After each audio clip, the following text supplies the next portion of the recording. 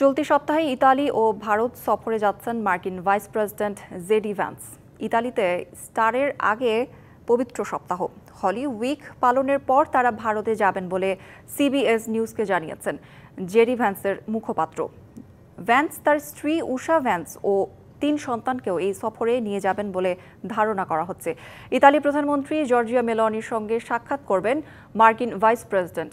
এরপর দেখা করবেন ভ্যাটিকানের secretary of state cardinal Pietro প্যারোলিনের সঙ্গে। ইস্টার সানডের আগে নানা অনুষ্ঠানে অংশ নেবেন জেডি ও উষা ভ্যান্স। তবে পোপ ফ্রান্সিসের সঙ্গে জেডি ভ্যান্স সাক্ষাৎ করবেন কিনা তা স্পষ্ট জানা যায়নি। ইতালি সফর শেষে 21 থেকে 24 এপ্রিল ভারতে যাবেন ভ্যান্স। দ্বিপক্ষীয় বৈঠক করবেন প্রধানমন্ত্রী নরেন্দ্র মোদীর সঙ্গে।